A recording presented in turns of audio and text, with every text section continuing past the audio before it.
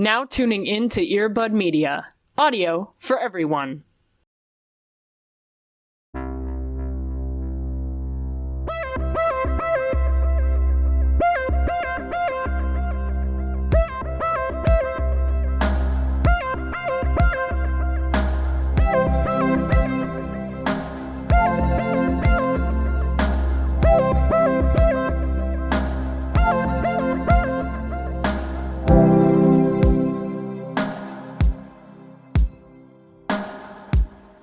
Oh my god. Life is a highway. Have you seen that dude on TikTok, by the way? Mr. Flats. I mean, his name isn't Rascal Flats, but it's what I prefer to call him. Yes, not his name is not legally Rascal Flats. That would be hilarious though. It would be hilarious though. Oh, his name is Gary. Gary. Really?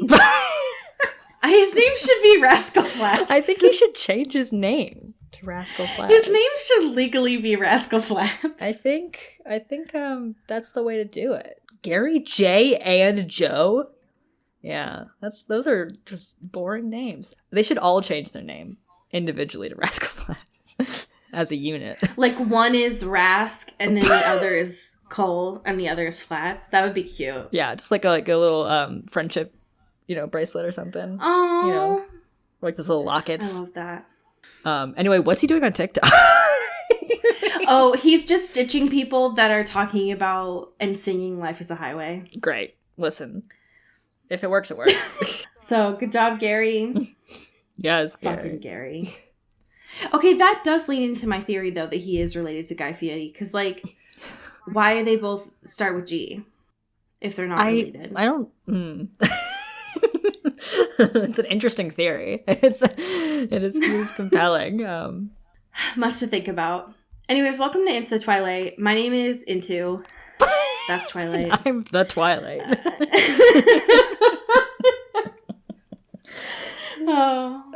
We are committed to the brand in our name in a way that Rascal Flats is too cowardly to do. So, check. They're just scared. Yeah, that's okay.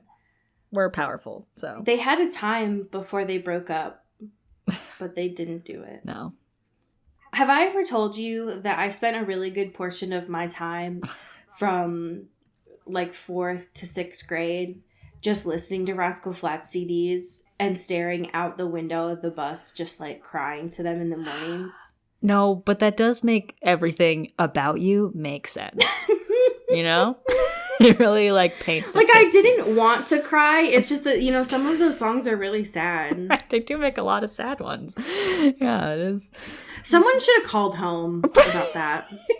Yeah. If I'm being honest. Yeah, if there was a teacher or something that saw that, or a bus driver, and it was like, hey, I notice your kid is openly a bystander, anyone. Right, openly weeping, listening to Rascal Flats. Every day, honestly. Every day, actually. I think we need to check in about this kid's special interest. Right, yeah. Yeah. Oh my god. That is embarrassing. How are you? I am vibing. Now I'm thinking about Rascal Flats, which I don't often do, but here we are. But speaking of music, I know last week was a big week for me, or 2 weeks ago, whatever. So much music has been happening. And we talked a little bit about the T-Swift, talked a little bit about stuff, but I would be remiss if I did not bring my girl, Carly Rae Jepsen, into the fold. We reached the moon. We reached the moon. I'm coming back for you, baby. That's what I'm saying to Carly Rae Jepsen, because I didn't talk about her when the album came out, but I'm doing it now. I'm coming back for her, baby. This album fucking slaps. I love the way her shoulders move. In that music video. Right, yeah. She just has a perfect pop star situation going on, but also doing I like old movies, and I'm just a little quirky, and I'm doing my thing. And it's fucking bops to bops, no skips. It's all jazz, baby. Not really. It's not jazz, but it's jazz and spirituality. Yeah. First of all, I still want that disco album that she definitely wrote and has not released yet, which is fucked up. Also would fuck with a jazz record for sure. The Loneliest Time. I love to dance to it. It makes me happy. I missed my girl. I'm sorry, it's upsetting. She got upstaged by the elephant in the room is Swift, which, like, I get it. You know who didn't get upstage though? Who? Meghan Trainor. Okay. I am sick of this revisionist history that is happening with Meghan Trainor right now. Can I just say that? Please. I am so upset about it. There's so many tweets and TikToks being like, "Ugh, you guys didn't give her the justice she deserves. She's like coming back with a heater." And like, listen, she's married to a spy kid. Shut up. Right. She's fine. Whatever. Listen, did she make some hits? Absolutely. Is the current song that she's doing right now a hit? No. I think she's like very good at making, conventional pop music, which is very good. And that's okay. But she makes music for Macy's commercials, for TJ Maxx commercials, for the H&M dressing rooms. But I am sick of this because I can't do this. I can't live my life on gay Twitter with these lies. I can't do it. No, it's bullshit. Right. When our girl Carly is out here putting up the bobs, putting her life on the cross. No one for us. No one needs fucking Meghan Trainor. Like nobody's putting fucking Meghan Trainor in a corner. Right. She's fine. She's fine. Right. It's fine. And like, do I want to listen to a song of her listing all of the brands of clothes that she owns? I don't, nah. No. I don't know. Probably not. But y'all have fun, I guess. If I remember correctly, her and her husband have toilets side by side. They do, and they hold hands while they poop, allegedly. So, there's nothing that we can say that's more of a dig than that. Right. They've already canceled themselves. We don't need to do that. Exactly. Wow, I had a lot of feelings about Meghan Trainor. I realized. Yeah, we talked about Meghan Trainor more than we did about Carly or Taylor's But albums. I love Carly's album. It's very good. I love when she's doing like the little Western Winds song. I love, even though it's a meme, I love the I'm Coming Back to You line, even though none of the song is like that at all. It's very different. I love it. It's very fun. She's just I love it. Having a good time. She's happy. And I like to see my girl happy. Okay? You know what I love even more is that, like, I remember when her songs were really popular during the 2012 Olympics. Yes. Oh my God. And I was really scared that she was never going to, like, outlive that. Yeah. And here she is, still making great music. Right. It's like, oh, you thought Call Me Maybe was, like, the end-all, be-all? Joke's on you. I'm gonna make some of the best pop records ever this decade and have a blast doing it, and thank God that she's love her. For her service. she's doing so much for us. Oh, I love her. So stream Carly Rae Jepsen. You know what to do. If you're listening to this, you've already listened to it, I'm sure. Yeah. So yeah, but listen to it again. Why not? We know our demographic. Go to the B-sides, go back to the others. Just keep it going. Keep it on loop, baby. Yeah, I feel like our demographic is, like, we know you right. listen to Fletcher. Like, right. we know. Like, you know about all the music lesbian wars on TikTok. Like, you know. like, you're plugged in. We're preaching to the choir right now. Right. How are you doing, my friend? I'm feeling spooky because this is coming out on Halloween. Ooh, happy Halloween. Halloween on a Monday feels kind of fucky. It's kind of rude. I mean? Yeah. My happy thing is going to be maybe the most adult, like, old thing I've ever said, which is telling, perhaps. But my happy thing is Halloween size candy. Oh, such a good happy thing. Fun TM size candy. Yeah.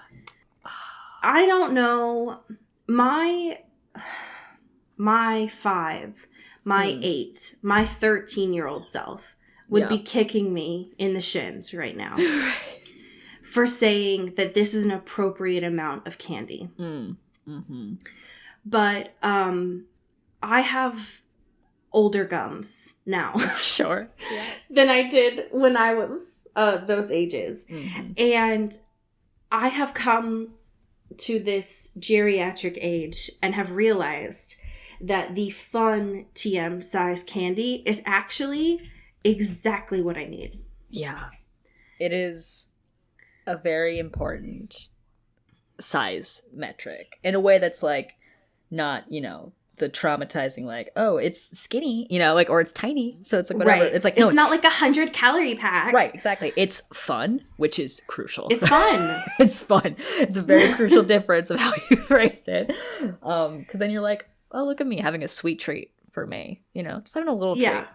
Yes, it is very clear. Like, I want to make this explicit. Thank you for reminding me that it is not for the purpose of my body, right? With which I consume this size cake. I can eat whatever the fuck I want. Right. Here's the thing, though: my teeth hurt now. Right. Yeah, it's just about the teeth.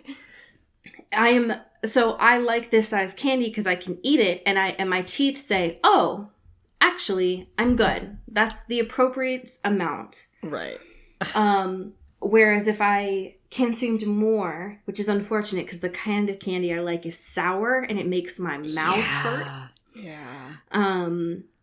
That my mouth would be in pain. Right.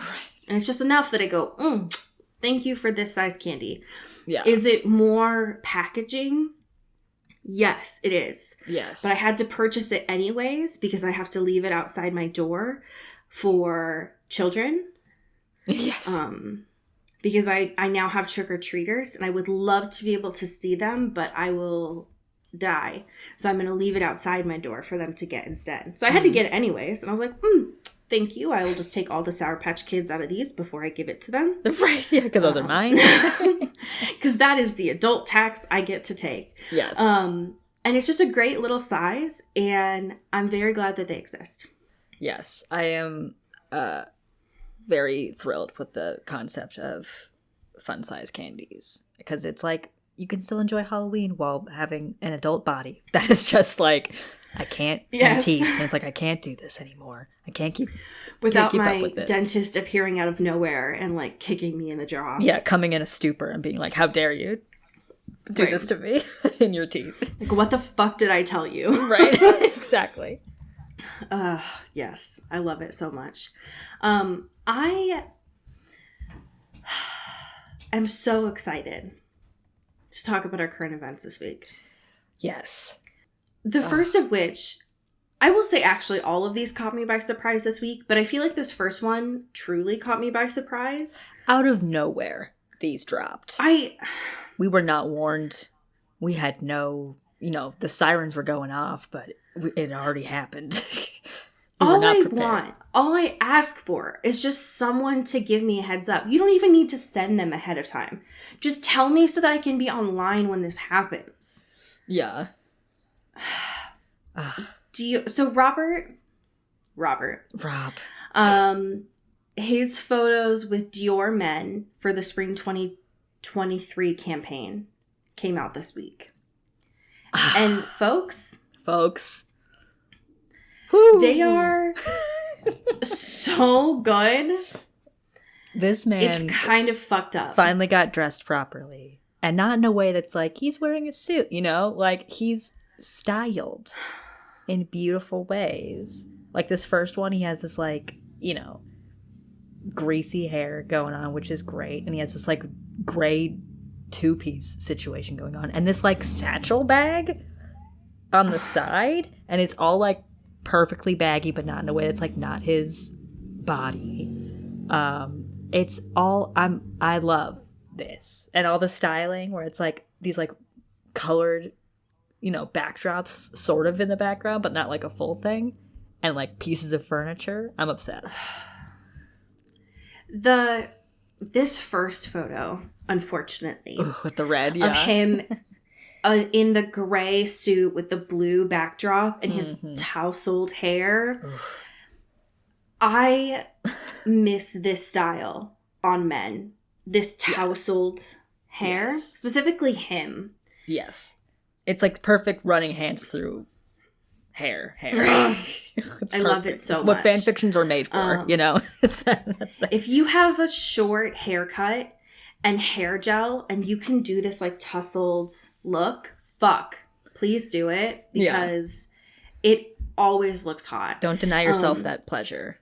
Please, and sexiness.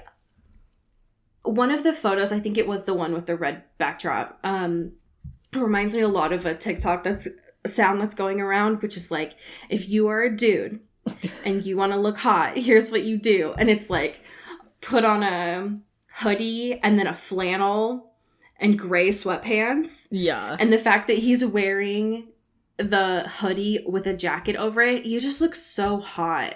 I don't know what it is. It's wild that someone who is wearing so many clothes at once still looks like he's not like a kid being like, it's my turn on the Xbox, you know? Like, oh my God. Like, he's wearing like these black leather pants, he's got this long jacket and a hoodie and like a flannel shirt situation going on.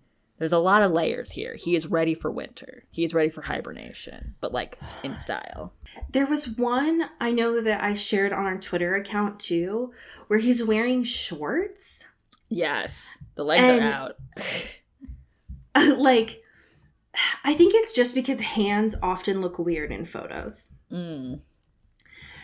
But weirdly, his knees look fine, which I think are also difficult to photograph, but his pinky is a little oop. Yeah, he is giving a little bit of a oop situation. There's just something, I don't know who this team was, of the styling in the background, the clothes, the hair, everything about it. He just looks so polished, but also like, I just woke up like this, which is very Robert. Right. And I would just like to thank this team The so Academy. much. Thank you, everyone, for this. Because it is hard. It is hard to get this man to wear clothes sometimes. Yeah. That actually look good on him. Right. And like fit him. So thank you. Thank you, God. Yeah. Thank you, God, and also Jesus. And also Robert Pattinson. And please give him more satchels. Yeah. Specifically he's those a like satchel structured guy. satchels. He's a satchel boy. I'm into it. I want to know. Please give me a What's in My Bag Robert edition. Oh, please. Hey guys, welcome back to my channel. It's me, Robert. I just want him to dump it out and be like, here's a couple receipts. Oh, there's a joint. Oh, there's another blunt. Oh, there's his vape. Yeah. Like, I just need to know what's in his bag so badly. There's a myriad of things he stole from the Batman set. Just maybe some pasta to go, you know? Oh my God. Microwave pasta to go. Could you do me the honor of giving us some TikTok news? Oh, it would be an honor. Because this... AKA Short King Scorpio news? Yes. Folks, our boy, Penn Badgley, is on TikTok. If you, like Cody, took a break from TikTok, can I ask that you don't do that anymore? Right, because then you're going to miss this. You're going to miss important news like this. Because I was just scrolling down my old FYP, you know, living my life, and Penn Badgley is doing like a little dance. What? Hello, sir. And turns out he's posting on his account and also his like podcast's account this last week, and they're good.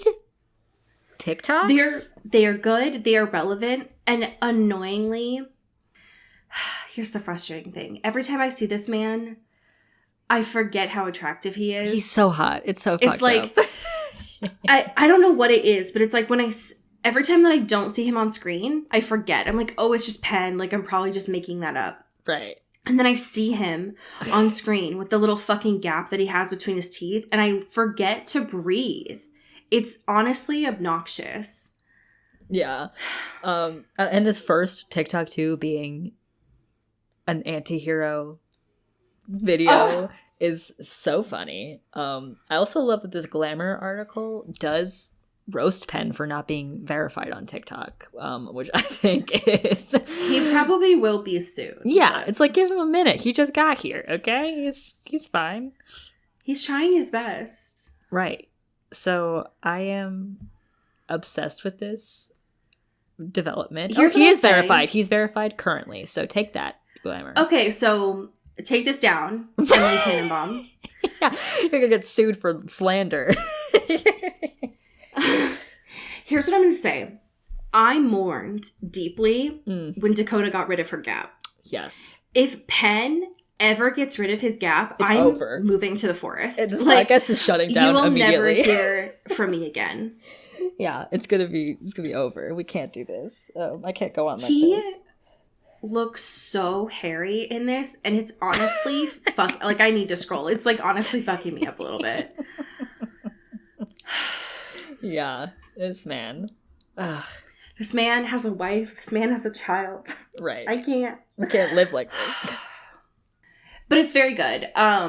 It's very applicable to him. It's not just like cheesy. It's him being like, oh, hey, just remember me.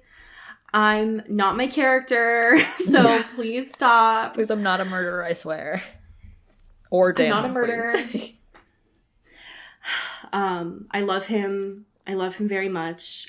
It is very good to see a celebrity who actually knows how to use social media. Yes. Thank God for that. Ugh. And also his podcast one was very cute.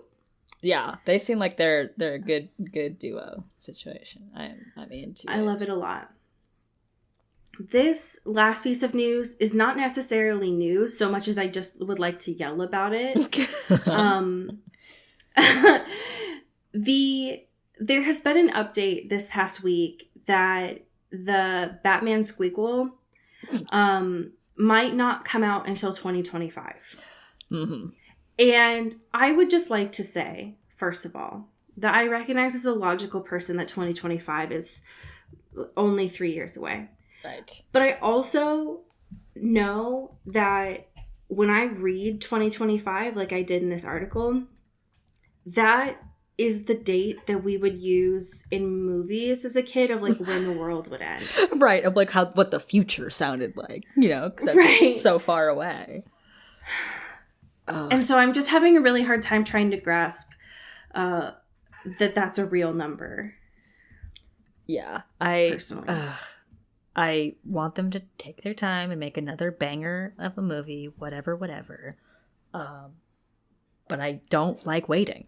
So No, I'm not. how are you going to fix that, the Michael most Reeves patient or Matt Reeves? person.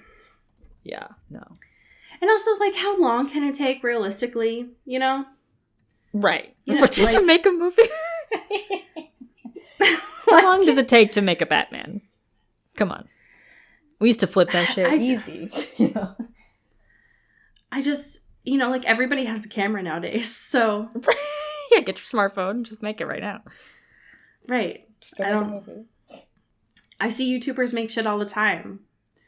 What are you talking about? That it takes 3 years? Right. Like, Jason Neistat what are is you still talking about? making YouTube videos, so we can just... Can you imagine if the next one was told through? I would die. just like I would die. Robert Pattinson Lizzie Bennet style? as fucking Batman on riding a skateboard in New York City in traffic. Lizzie Bennet style would also be very hilarious. Just web series format. I love that. Oh my God. I would die. So just, set your calendars if your iPhone goes that far in the future. You could even think that far in advance. Until then, though, we have episode 5 of Vampire Diaries. Nope. Vampire Academy to talk about. Yep. I That's don't- the one. There's too many shows with vampire in the name to talk about. Yeah. Last time, episode 4, Lissa had suitors that unfortunately included Jesse Zeklos. Yeah. Unfortunately. That is important for this episode. Right. Because we get know. a lot of Jesse in this one. We get so much Jesse in this. The other thing that's important to remember is that last time it ended with Dimitri being like, Rose, you're so strong. Rose, you're so great. Yeah. Rose, trust me. And then he is like luring her, and then someone puts a bag over her head. Right. So very cool. So- very fun. Cool stuff. So great. Good. Love that. Love to utilize someone's trust against them. Yeah, it's very good. We start this by they are unmasked. They are the gang's all here. And they're in just Meredith's back. Meredith's back, yes. We got Eddie, love my life. Oh, We got the crew. pretending to be a Moroi. Right. And they're like, this is a test. We are doing this like IRL training expedition situation. Yeah. This is your last step before the royal tour. Right. Exactly. So Rose, Meredith, Eddie, who's pretending to be a Moroi. Mm-hmm. And then everyone's favorite friends, Herc and Dean. Yeah, for sure. Love them. Everyone knows from the books, our friends, Herc and Dean. Everyone loves and most importantly remembers those two. And remembers and knows and cares about. Yes. Can I just say, right off the bat, Yeah. I can't believe it took us halfway through this show for this to feel like the most book-like episode of the show. I agree, Holly. Yes, Holly, so true, Queen. But like this episode was kind of fire, not gonna lie. I know. And I think because like the first episode, we were obviously very surprised that we enjoyed it, and then I think the next few episodes were like, you know, teetering around things that are obviously very different and things that we're enjoying from it. But this was the first one since that first episode that felt like, oh shit, this is like, I remember, my mind's eye is open. I'm here. I remember this. This is exciting, and I get to see it visually, which we haven't really been able to do in a really long time. So this was very exciting because I was like, oh shit, how are they going to do this? Ooh, how exciting! Because this still had a lot of similarities to the book with some major differences. Yes, but it felt like the book, and that's what I've been waiting for this whole time. Was give me the feeling that I felt when I was reading it. Right. And I was very happy that I felt that this time. Especially with like, you know, the intensity of like the action and all those kind of like emotional things too. Like the pacing of this felt very like, hell yeah, we're in it. This is like how the book feels in terms of like reading it, you know, and getting sucked into it, which was exciting for me. I 100% agree. And we also got stuff that I wasn't sure they were going to do. Like, Victor does now confirmed have a terminal illness. Right, yes. We actually got that, not resolution, we got that confirmation. We got a little bit of a, like, hinted resolution by the end of this episode, but I wasn't sure that that's what they were going to do. Mm-hmm. So, to know that they had that, I was obsessed with Eddie pretending to be a Moroi. Oh my gosh. And just bugging the shit out of Rose. I miss them. I love them. And her just being like, Eddie, if you don't eat this granola bar, I'm actually going to kick your teeth in. Like, I will kill you. I don't care if I fail this quiz anymore. Fuck you. And also, so we've kind of known the past couple episodes that like Alberta is different in the show than she was in the books. Yeah. But there's a scene pretty early on in this episode where we find out that like the Strigoi, there was one Strigoi that was let loose during this test. Mm-hmm. And it turns into, oops, now there's two because this Strigoi fucking killed the person that was with them. Yeah, and because like initially it was like, oh hell yeah, we got Guardians gonna play like it is in the books of like playing pretend Strigoi. Yes. And like fighting it off, and it's like, uh-oh, just kidding, this is real. And now there's two of them, so it's much more dangerous. Right. Oopsies. And naturally Victor's like, hello? Yeah, hey guys. What? We got like, we just talked about how we don't have, like, our numbers are dwindling. Why the fuck are we doing this? Yeah. And Alberta is like, if this is the royal will, why are we questioning this? Right. They're gonna have to figure out how to do this eventually, right, guys? It's like, okay. And I love Dimitri being like, fuck this. Like, I have to go tell them. I have to go warn them. Yeah. And when Victor finally leaves and is like, fuck you, Alberta, I don't like this. And naturally, Dimitri does that too. When Alberta turns, like snaps her neck at him and is like, don't fucking lecture me on this. It's like, oh, Yeah. this is a different woman than in the books. Yeah, completely. But it makes a lot of sense. Like, she doesn't have time. Like, what are they going to do? What are they, like... She has a job here, and Dimitri is not doing a very good job at hiding how worried he is. No. Which is not good. Yeah. Does not help with the stress levels of everyone in the situation. No. And these poor kids still think it's a test with just their instructors and not an actual Strigoi. Yeah, right. Which is not good. Uh-oh. Ruh-roh. Yikes. I did think it was smart, though, that they left those, like, their blood patches.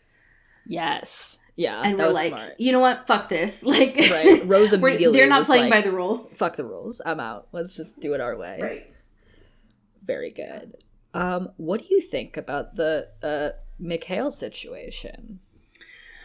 Okay, so if I remember right, in the book, Mikhail was working with Victor. Yes. He went dark side in the first book. Mm-hmm. So it is wild that, I mean, he does go dark side, but like in a different way. Yes. And I did think his whole situation in this was very sad. Mm-hmm. And very traumatizing for Rose. Had to like and literally kill him. I did think that it was incredibly overt when he got turned and then he stands up and there's that huge ass cross behind him. Yeah. Because that was the thing that they mentioned before. They were talking about like human places of worship. Mm-hmm. And they mention this later on, like with Lissa, they're talking about like Moroi places of worship too. But he looked scary as fuck. I'll say that. Yeah, totally. It was supposed to be in the book that Rose, her first two marks that she gets on the back of her neck are in Spokane. Right. And so it's wild that now her first mark is going to be her instructor. Mm-hmm. Still traumatizing. Yeah. Different kind of traumatizing. Completely. Yeah. And also since we were kind of setting up Mikhail for like a very interesting like side plot situation. Right. And now it's just like, oh, well, he's a Strigoi now. So now it's all that's fumbled into a different direction. But they don't say at the end that he's dead, though. Right. We don't know. Just that he's Strigoi. Right. Which, if he... I'm wondering if they're then going to set up that he will work with Christian's parents and start the invasion at the academy. Right. Yeah, with that info. Right. Uh-oh. Which is not good. No. The fight... So there was a lot of good action in this. And I will say that, so like... good. That was something we were worried about initially, of how they were going to use their money. The action throughout the show has always been really good. Yeah. And the fight between Rose and Mikhail, and then later Dimitri there as well, was really good. Even though fucking Dimitri got like a massive concussion being thrown against that stone. Yeah, he was gone, girl. For sure. But the like knife toss and then and I think this is where it really stood out to me that it felt a lot like the book, is when Rose, after Dimitri has pulled Mikhail off of her, she has to stand up and is like still crying, but reporting to Alberta the status of everyone. Oh, yeah. Oh. And like that, even though we're in third person at this point, yeah, that is the like essence of the whole thing. Right. Of like always doing her duty, even though she is literally traumatized at every waking moment. And you feel that so much in the books because they're from Rose's POV. Right. And I feel like this was the first time in 5 episodes that we've actually felt something for Rose. Mm-hmm. And that sucks. Right. But I'm glad that it's starting to happen. At least we're here. At least we have like her as a solid sort of character at this point. Which is important. I also love to, because at one point, Lissa and Christian are like, hear about it and get like freaked out and be like, we're gonna help. And Rose is like, fuck you, absolutely not, I'm doing this, whatever. And Christian does this little fire thing, and the way he does it, like, we finally get like, Mariah using their magic and stuff as like an offensive sort of situation, and you can tell it's very unfamiliar to him because he's like, I don't know how to do this, I don't know what I'm doing. It's coming out of me, I just don't know what's going on. Like, it's very good. I loved the way that the second, like, the backup group came into this. And again, that's very different than the books because it does involve Lissa really having to kind of shake Dimitri because he's in the church, like, praying. Yeah. At this point. And Lissa's like, homie. Hey, bud. Thoughts and prayers, like, aren't gonna do shit at this time. You need to, like, go get my girl. Yeah. But of course, it's like, it's Lissa and Christian and Mia, of course, and Mason. And the only person, apparently, that's a student that has a fucking car is Jesse. Yeah. Because he's here. Right. And Dimitri takes his motorcycle, but somehow ends up being later than them. Sure. Mm-hmm. But I love that when the team rolls up to like go and find Rose and stuff, we get to see Mia using her water magic for the first time. Yes. And it's like in Avatar, it's so scary that she uses it. We don't get confirmed if it's her using it on his, like, I assumed it was his internal, like, water. Yeah. And like that's in his some real, like, fucking Avatar blood magic. That's so scary. The way they did the sound with that, too, was so gross. It was, like, terrifying. And again, we get more gay looking and, like, stuff overt here. this time, too. Right. So, like, hello. Because Rose talks about it to Meredith, about her crush on Mia, and it's just, like, a thing. No one is, like, shocked about it. Yeah. And then Jesse mentions it with Mia and Meredith, and neither of them are like they don't deny it. Right. So I think it's just like confirmed a thing, a win. Which I'm obsessed with. A win for the girls and the gays. Here's my question then, because both of them are gone last episode. Did Mia go with Meredith to go see her family? Are they U-hauling already? Are they just speed running this? I don't know. I mean, that is an interesting point because they were not really involved at all last episode. I have questions. Interesting. I was unfortunately, here's the thing. I have reservations about Mason. Yeah. I recognize that they are reservations about Book Mason and not about the show. Right. But that's my truth. Because the only thing that happened this episode, Mason stood in front of Lissa. He was also like, let me help you, Rose. Because, like, she was like, what, how the fuck did you know where I was? And he was like, girl, I know how you think. Right, yeah. Hello. But this whole time, especially near the end of the episode too, I was just like, Mason, stop. I can't do this. But yeah, the magic in this, the offensive magic, I'm so glad that we're getting to. Yes, agreed. And I totally expected that we were going to get to it a couple episodes ago. But it's wild that they really are leaning into the fact that Christian has never offensively used his magic before. Right. That this was the first time, and it hasn't been on Jesse. because he deserves it and he needs it. Right, and honestly, you should go back. Do it again. We should go back and do it again.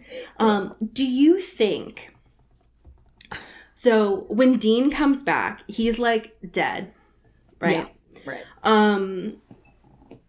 And Lissa's standing over him, and Mia is like right behind Lissa. Mm-hmm. Do you think that Mia saw Lissa heal him? I feel like she has to have, right? Like, Right? I feel like in the periphery, or like in the way that they were near each other, like she must have. I would be surprised if she hadn't. Because I don't think Lissa's I still... would be surprised too. Lissa's never really been subtle, at least in the books, about her. No, the she way was not does subtle. it. Especially, like, with... Except for Compulsion, like, she's pretty not subtle about the whole healing thing, you know? So I feel like it has She wasn't subtle later in the episode too. Certainly not. No, completely. So, like, I don't know. I also thought that when Dimitri had to like pull Mikhail's body off of Rose, and he had, and like Rose is like obviously sobbing, Yeah. and he had to be like, Rose, he's gone. That they've been pretty overt about the foreshadowing of Dimitri. Yeah. But to me, that felt like very overt foreshadowing about Dimitri Yeah. being like, do this. girl, he's gone. Yeah. And the fact too that he was like, it doesn't get any easier, you know? Like, No. it's gonna be bad God. forever. And it's like, hey, bud, stop it. I can't have you die literally in season 1 if there's only one season of this show. We don't know. But, like, if we do Especially that... with how many can't. budget cuts that Peacock has had Mm-hmm. and the stuff that they've been cutting, I'm Right. so scared that they're not going to renew this. Yeah. It's so good, and I'm very nervous. Yeah, I'm scared. move it to Netflix, just like Girls Forever or I Five know. Ever or whatever. Move it to HBO. Yeah, Keep it HBO would at be mature. fire. Yeah, get that House of Dragons budget, baby. Come on now. Those costumes. Yeah, build us a real castle. Yeah. I'm worried about Lissa. The fact that she, I mean, to be fair, she was doing this in the book too, but just like doing her fucking spirit magic out in the open. Yeah. And being like, oh my god, this is so great. Like, I finally know, like, what I am. Like, how exciting. And Rose, as she does in the books too, is like, hey, you kind of seem like you're having a bummer time, though. Like, you seem kind of... sad Yeah, I've all been the getting time. some weird vibes off of I've been you, getting girl. some really cursed energy from you. Like, do you think this is good? And Lissa's like, no, this is so chill. Like, sometimes my eyes just fully turn black, but, like, it's really cool and chill. You know? It's, like, a really cool, fun, chill time. So... How... Okay, so the ending of this is weird, right? Yeah. Yes. Because... One, it's like Lissa being like, fuck, I do need to get, like, betrothed to Jesse. Yes, I need the Nasty. votes for the council, so I need to get Jesse. Ugh. But I do think that they both recognize that it's out of, like, it's on paper. It's not... Right. It's an obligation. Because they actually like each other. Mm-hmm. And if that is how they're doing this, I might feel a little bit better about it, but Yeah. I still don't like it. I feel really bad for Sonia. Yeah. Ugh. I am also confusion because because she kind of went X Games mode at the end of this by like healing Victor. Yeah, she fully went X Games mode. Because Victor is, And like, then- obviously has this illness, and then she, like, heals him, but, like, doesn't, like, fully cure him, but, like, heals him, I think, a good amount. And he's like, what And up, then bitches? got, I'm running. like, evanescenced by birds. Right. And yeah, she, like, just says, she just yeets herself. And Which I thought was going to be like a forever yeet. yeah. And the birds were like, no, babe. like, you're now we one of got us you. now. Yeah, we're going to take you to the skies. And so that's My worst nightmare. yeah, completely. Just like on a carpet of birds. Being touched by so many birds. Yeah. No, so don't know what's going on there, but Yeah. What kind of fucking trust fall with birds? Like, hello? What was that? yeah. Very confusing. How did you... okay. I'm just gonna be real. Did you get Twilight vibes from Dimitri watching Rose sleep? Oh my god. It was so Edward vibes. Absolutely. Why was he there? Why was no one there but him? How did he get there? What's going on? Is Sir? he allowed in there? I don't know. I don't know. Dimitri. Why was he just in the shadow? Like, sir, I respect hello? your burgeoning love or whatever, but hey, space, boundaries, important. You were an adult. Yeah. How about we don't do this? Like, what if she farted? Like, you don't know each other that well. You can't just do that. You can't just expose yourself like that yet. Like, don't do that. No. But he was just like, she literally just opened his eyes and he was like, hey, babe. Like, stop. You're not there yet. Yeah. You don't even know what kind of, like, fucking Taco Bell sauce she likes yet. Like, stop. Right. You don't even know the proper answers to the important questions yet. So keep it a stack. Yeah, okay? you don't know her mom's maiden name. You don't know what street she grew up on. Right. You don't know her security questions. Exactly. Her favorite teacher from middle school. Exactly. Yeah, you can't hack into her bank account, so Right. don't watch her sleep. Yeah. You haven't That's, earned that yet. That is my, honestly, moving forward, that's my rule. If you can't answer someone's security questions to get into their bank account, don't watch them sleep. It's honestly a pretty good litmus. But he was all like, yeah, babe, I should have been watching out for your bond, babe, because that's my literal job. That's why I'm here. Mm-hmm. But my mind was on you instead. Right. Sorry. Anyway, I know that Mason's walking in, so I'm going to disappear. Where did he go? Where did he go? I don't know. Was he on the ceiling? Where did he go? What's going on? Anyways, it felt very Twilight to me because Mason comes in, he's like crying, as always, because Mason's always crying. It's just a fucking water sign. He's just like, so I know that you're going to the royal tour, but I'll be here waiting for you. Like, I'm always waiting for you. I'll always be here for you. God, Mason. Pull Stop. back. I think a titular thing that we have not talked about yet, that I want to know your feelings on from this episode, is Miss Tatiana. Miss Tatiana is continuing to prove herself to be a very interesting but confusing character to me. In the book, it was easier because she was queen. Because she was the queen. So she had, like, you know, her thing going on. But now she's not. So it's presumably, yet. So she's, like, kind of playing this, like, double agent situation going on right now. Which I think love. Yes, it's incredibly delicious. You know, on the council and everything. But I'm, like, not sure what the end game is here yet for her. Like, if she has that full power. Especially because it seems like she's very much come in playing both sides, being like, I'm going to do this to make sure that I get to be queen. But Victor comes in at the end of this episode and is like all healed. He walks in like a real bad bitch and is like, you just killed, like, you all think this is a win. 4 people have been injured. 7 people have been killed. Fuck you. Right. Something's got to change, not baby. happening on my watch. Yeah. And he's like, I'm going to be the king. Hell yeah. We're dueling each other to a walk-off. Yeah. That's how it really should happen, if I'm being honest. Yeah, they just do like a fashion show. And they just like walk, they strut, you know? Who has the best strut can lead this great nation. That and a lip sync, like, that's the real democratic if process. they did drag race rules, the royal stuff would feel so much better in any royal show. They just need to just have a little lip sync for their lives or their legacy. And both, perhaps. Right. Both perhaps. I think that another thing that helped this episode feel a lot more like the books was the way that it ended for Lissa and Rose. Mm-hmm. We didn't get to see a full sex scene with Christian and Lissa, which I felt like was rude.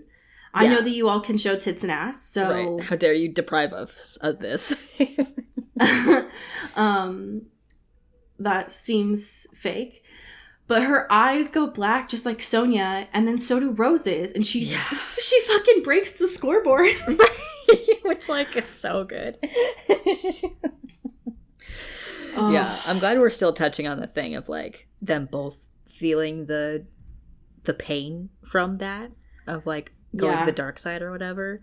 And I think she the visual absorbs it too. Right. Yeah.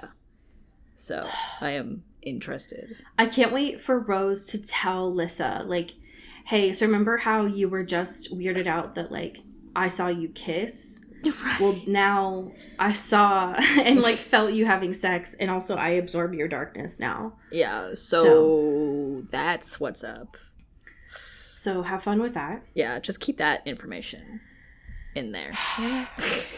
Yeah. Just for your reference. I'm so scared.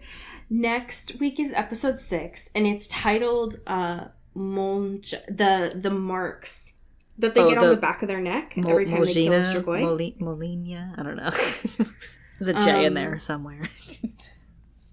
So, presumably, just like it happened in the book, Rose will get her first mark before she has graduated.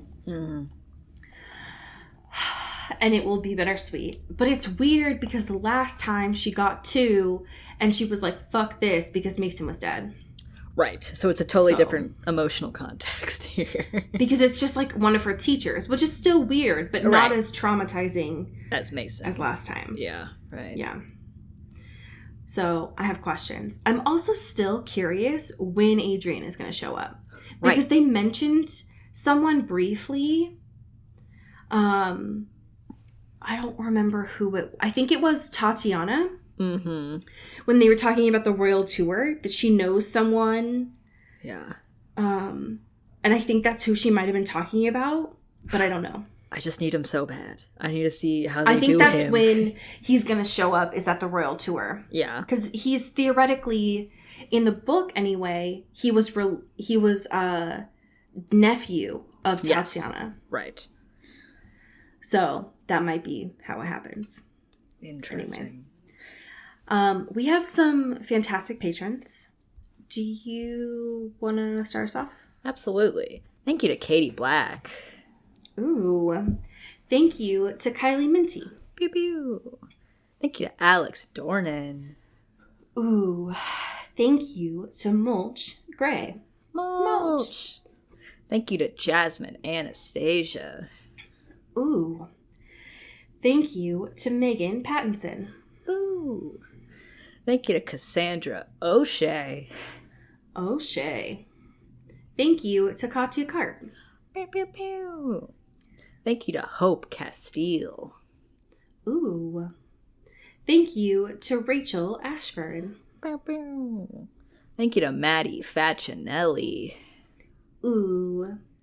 Thank you to Samara Rinaldi. Ow, ow. Thank you to Genevieve Morgan. Ooh. Thank you to Tess Avery. Ow, ow, ow. Thank you to Danielle Burke. Ooh. Thank you to my mom, your mom, our mom, Kelly Beck. Mom. Thank you to Sophia Salinger. Ooh. Thank you to Laura Forty. Pew, pew, pew. Thank you to Dan Zeklos. Ooh. Thank you to Maria Swan. Ow. Thank you to India Peach. Ooh. Thank you to Emily Ozera. Pew, pew.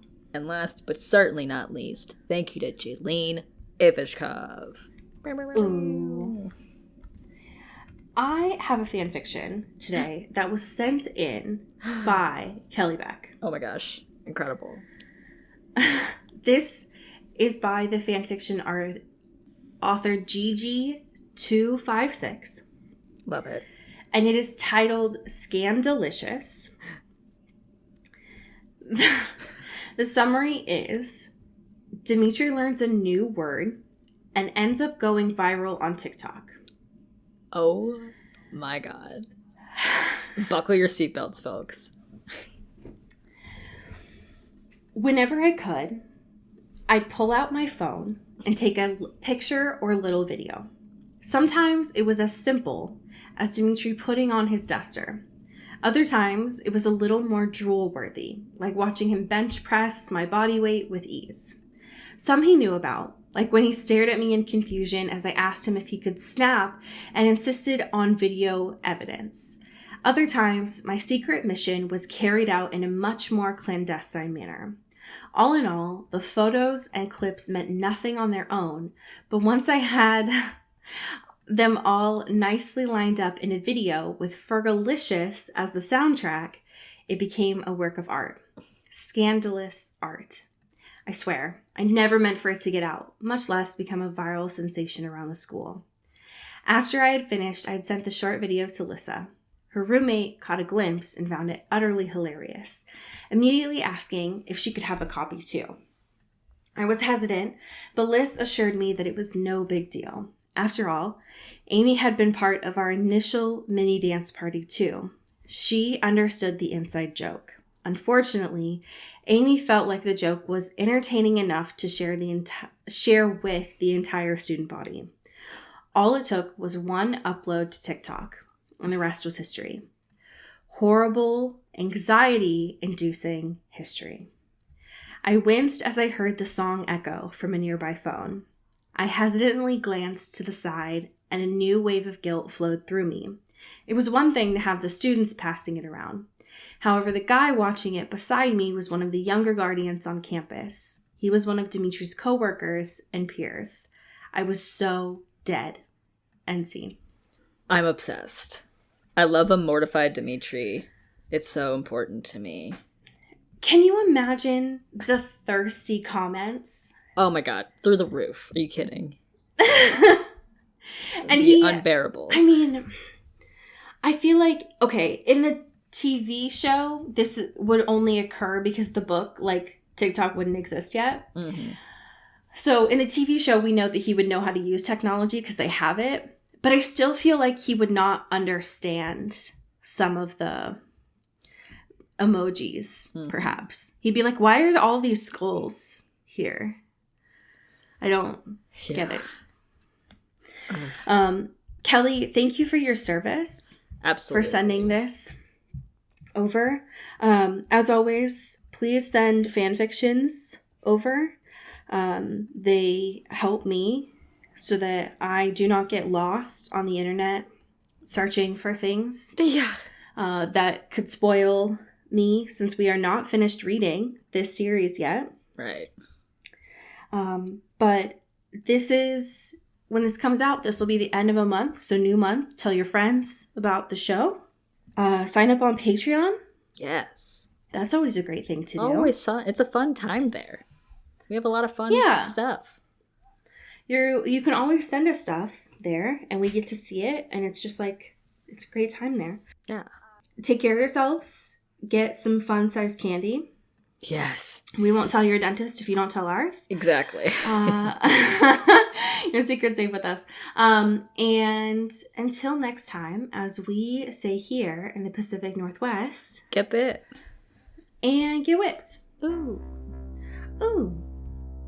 Into the Twilight is an Earbud Media production. You can follow us on Twitter at Into the Twilight or on TikTok at Into the Twilight Show. You can find me at Cody Corral on Twitter and Allie at Alexandria Does. And you can support us on Patreon at patreon.com/Into the Twilight. We have merch, so much stuff. All those links are in the episode description. And make sure to rate and review us on your favorite podcast hosting platform. It really helps the show. Thanks. Bye. You've been listening to Earbud Media Production. Earbud Media, audio for everyone.